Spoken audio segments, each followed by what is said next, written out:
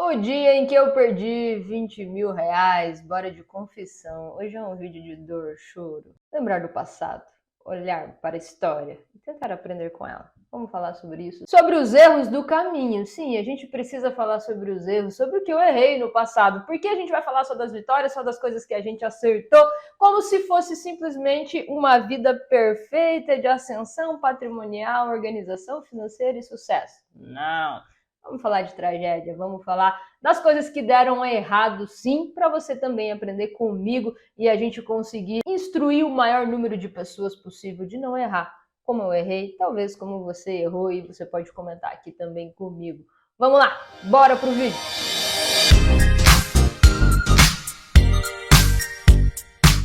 Eu sou Raquel Álvares, consultora financeira, e estou aqui toda semana no bate-papo sobre din-din. Falamos sobre estratégias, investimentos, tradução, né, desse blá blá blá financeiro e economiquez que muita gente fala na internet. A gente está aqui para falar simples, para simplificar para você e também para falar sobre vida real.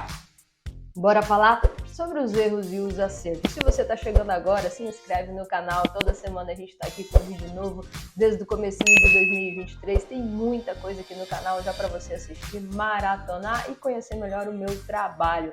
Assiste esse vídeo chegando ao final, dá o joinha. Não quero joinha de graça, quero joinha se o vídeo foi bacana para você, te instruiu, te ajudou, te deu algum insight para a sua vida financeira. Show? Vamos nessa que tem uma triste história para contar para vocês.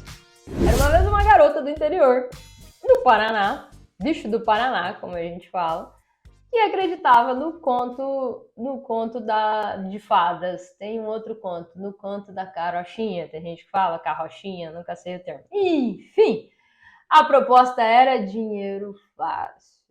Não, a Raquel não mexeu com tráfico de drogas, não mexeu com muamba, que a gente chama aqui, que é mercadoria e corre-corre, que aqui no interior é bem possível. Estamos partindo da fronteira do Paraguai, mas não foi esse tipo de dinheiro fácil que você está pensando. A minha ideia é justamente contar essa história para você pensar se em algum momento te ofereceram um dinheiro fácil por aí, para você se questionar. Né? Claro que tem muita gente safo, tem muita gente já liso nesse mercado financeiro, mas eu atendo a um público que conta com uma falta de informação, sim, que pode ser muito bem ludibriada, que pode ser muito bem enganada. Para você imaginar, tem gente que chega no meu Instagram pedindo como é que faz para conseguir pegar um empréstimo, achando que eu sou banco, achando que eu trabalho com empréstimos quando eu falo de investimento, quando eu falo de dinheiro. Então, se eu usasse de má fé, pegasse os dados daquela pessoa, enfim, tem de tudo, né? Então, eu vim aqui para contar do dia que eu perdi o meu primeiro colchão financeiro.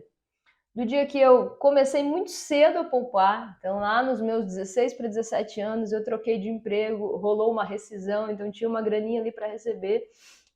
Eu trabalhei desde cedo, Charlie Brown. Dos 17 para os 18, vai, nem dos 16 para os 17, mas 17 para os 18. Guardei minha primeira rescisão, joguei na mão da minha mãe converteu em grãos de soja na época, tô falando que é do interior. E aí eu tinha um crédito na mão dela de X reais, que eram sacas de soja. Então eu esperei aquela soja valorizar, vendi a soja, emprestei para um colega no trabalho, nunca esqueço, emprestei para ele para 6 meses, ele foi me pagando por mês, cobrei um jurinho ali, ganhei o dinheiro. Mas fui trabalhando aquele meu colchão financeiro erradamente, porque eu congelava o dinheiro, por exemplo, na mão desse amigo, e não tinha disponibilidade dessa grana, então eu corria o risco de precisar da grana e tá na mão do meu amigo, enfim, né? Mas os custos fixos eram baixos, morava com meus pais, ou depois morei com a minha tia, então não tinha grandes compromissos. Minha mãe bancava minhas despesas fixas, o meu dinheiro era para o meu lazer. Pensa que vida perfeita. E eu devia ter guardado bem mais dinheiro. Mas, enfim, passaram-se alguns anos, talvez coloca aí quase 8 anos, digamos assim, né? Terminei a faculdade, fui condensando essa minha reserva, que começou lá com seus 150 reais, 200 reais, que era o salário mínimo da época, e foi subindo, foi aumentando, cheguei na casa dos 10 mil reais. Então, beleza, tenho 10 mil reais guardados. E aí um amigo da onça me ofereceu um investimento. Né? Eu tô ganhando. Mas realmente, na real, ele ganhava isso. Era verdade no mundo dele e ele queria que eu ganhasse também, né? Então, vamos ajudar os coleguinhas. E aí me indicou um camarada que tinha uma empresa de investimentos. Por isso, naquele momento, na minha ingenuidade, na minha ignorância, sim, eu achei que eu estava contratando uma corretora. Falei, estou contratando o corretor, ele está investindo para mim e está me passando os rendimentos. Né? Hoje, com o conhecimento que eu tenho, 12, 15 anos depois desse acontecido, eu falo, cara, você foi ingênua, né? Mas estamos aí, dando a cara a tapa. Me julguem, pode xingar, pode falar no comentário que, porra, cara, você foi vacilona mesmo. E eu sempre com as minhas amigas planilhas, joguei 10 mil reais na minha planilha se eu sacasse todo mês os juros, os rendimentos, e 10 mil reais se eu deixasse o juro acumular. E claro que a planilha dos 10 mil reais acumulando aquele juro era bem mais bonita.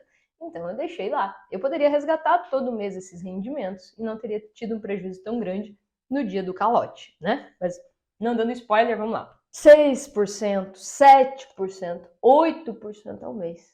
Todo mês você ia lá, fechava o juro, atualizava o juro com ele, quanto que foi o teu rendimento naquele período. Cada dia tinha um índice de rentabilidade, não me pergunta como ele fazia. Tinha 3 telas na mesa dele, ele parecia um cara inteligente e importante. Gráficos de bolsa de valores e as coisas acontecendo. Região Oeste do Paraná vai saber até de quem eu tô falando. E aí, eu coloquei 1.000, 1.500, 2.000, tava rendendo, eu ia lá, todo mês tava aumentando o capital, falei, pô, vou investir mais.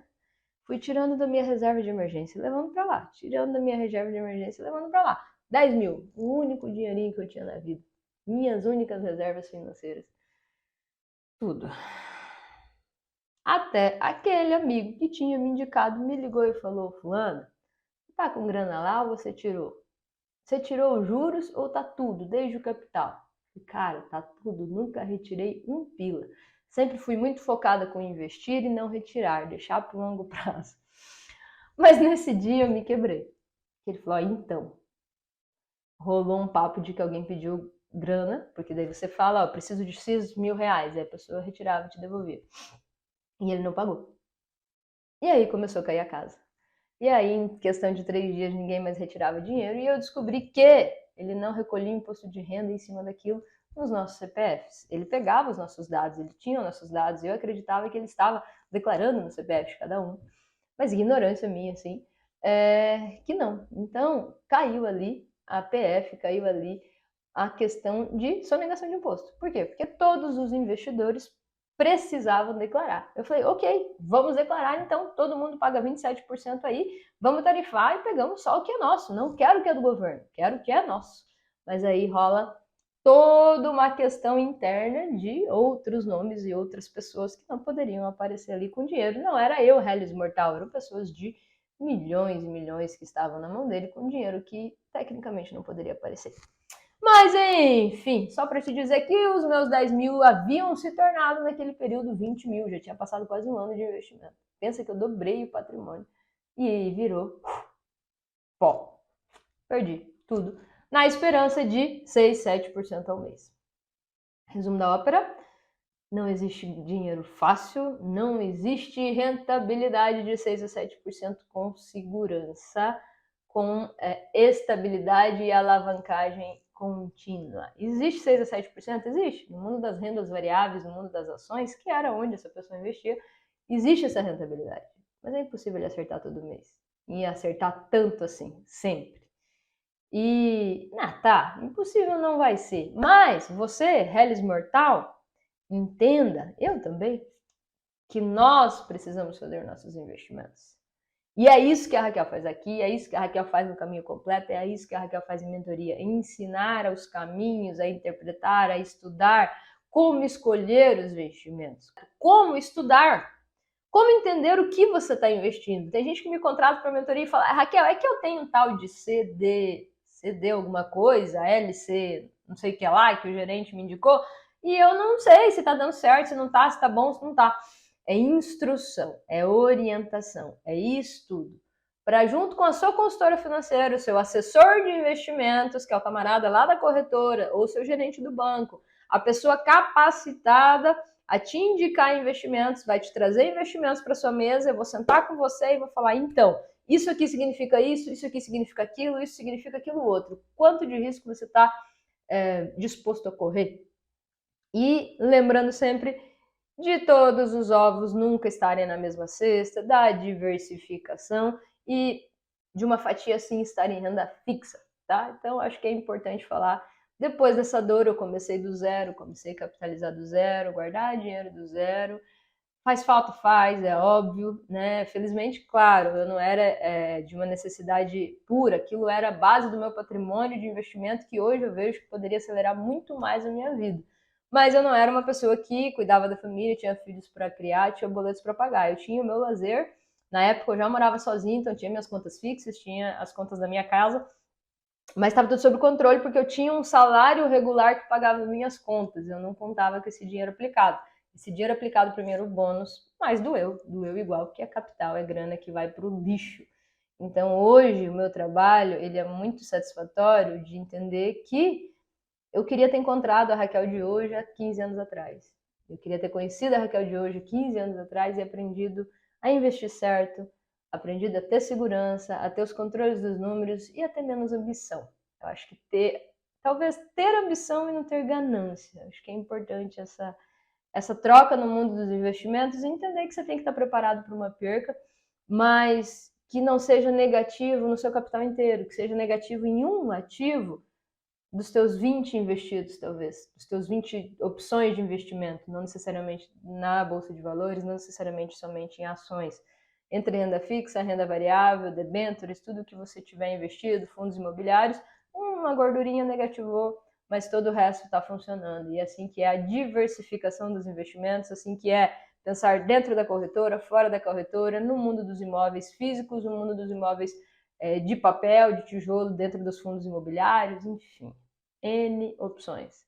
É só um desabafo que eu gosto de ser sincero e ser transparente com os meus alunos e meus mentorados, eles me conhecerem um pouquinho mais e saberem que sim, a Raquel também passou por pindaíbas, por erros e por colheita desses erros. O que é importante? Aceitar que errou, virar a página e um novo recomeço. Isso vale para título de capitalização, isso vale para financiamentos muito longos que se tornam impagáveis, empréstimos, capital de giro, cheque especial na sua conta. Enfim, assuma a rédea, organize a sua vida, assuma que errou, pague o quanto antes, organize para pagar o menos de juro possível se for a sua realidade. Porque sim, tem pessoas que vão ter que pagar muito juro para a parcela caber na negociação. Então são casos e casos, são situações drásticas, mas resolver, entrar nos trilhos, fazer o trilho acontecer. E alguns mentorados até falam, mas nem trilho eu tenho, Raquel. Construir a sua estradinha de ferro rumo ao seu futuro. Show? Espero que desabafei com vocês sem pesar, mas entender que pirâmides financeiras, corretoras disfarçadas, você precisa exigir documentação, extratos mensais, declaração de imposto de renda que você vai fazer todo ano, e a galera de pirâmide, a galera de dinheiro fácil, a galera de rendi que ganha e ganha a venda que o cara ganha, cuidado. Cuidado que não existe mágica. É ralar todo dia, mês a mês, ano a ano, para construir sim a sua história financeira. Se você chegou até aqui, curte esse vídeo, comenta, compartilha para aquele seu amigo que também perdeu grana e que tá chorando e que tá doendo. Fala para ele me inscrever e a gente desabafa junto. Um abraço, pessoal. Toda semana eu tô aqui no canal. Vamos nessa.